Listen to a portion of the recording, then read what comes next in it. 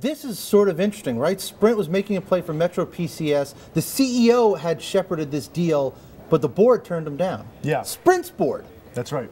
So they were approached a few months ago by representatives from MetroPCS, which is a smaller wireless company with about 9 million subscribers. They did due diligence on the deal, in conjunction with the board and the management team, and they got down to sort of the end of it, and basically, directors said, you know, this doesn't make a lot of sense ultimately.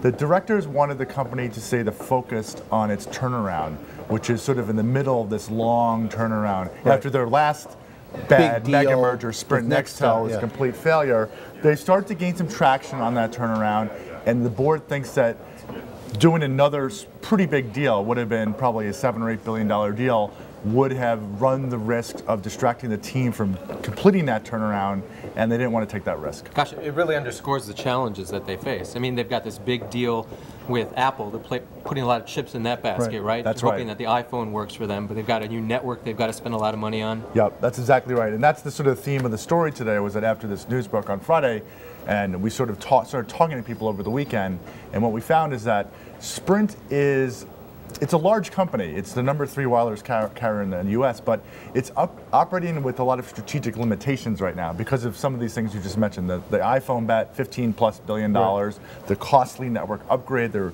bringing all of their sort of multiple networks into one network right now that will do the 4G fast service. And the stock is only $2 and change, and they don't have a lot of cash. So they're kind of like limited in what they can do, and the board is just being conservative, I think, and a little cautious. You know, there's some questions about the state of the relationship between the board and the management team. Last October, when Sprint tried to explain this, you know, $15 billion iPhone bet, they fumbled it really bad. The investors were saying that they didn't have confidence in the management team, and I think the board's picking up on those feelers. Yeah, you know, and look, I know everyone's they're gonna play nice in the public sphere and say that no, the CEO, he talked about it with the board. Now we're all, no pun intended, on board with this idea to drop the MetroPCS thing.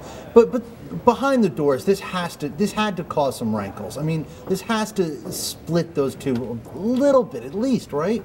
Well, you know, because this is a sort of rare thing. It is unusual for a deal to get this late in the process and then for the board to sort of pull out of it. Yeah. So it does raise some questions.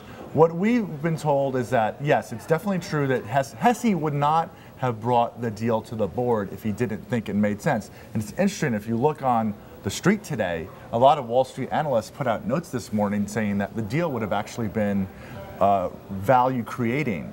There would have been over $10 billion in synergies created from this deal. MetroPCS has decent cash flow. They have a bunch of cash on their balance sheet. It made financial sense in some ways, but the board thought that they weren't confident that they could pull it off, and they didn't want to take the risk. So yeah, it does sort of create a little bit of a rift, I think, between the board and the management team, but not a giant rift. Yeah. Spencer, do you think there's a chance that Sprint could come back to this deal and try it once again?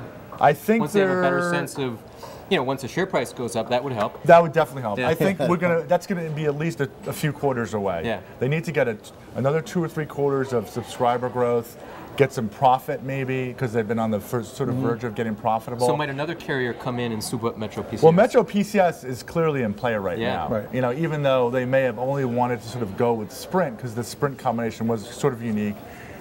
The stock price is only down a little bit today. I think the street thinks that they could still get another suitor. Yeah, they're probably going to have to. Yeah.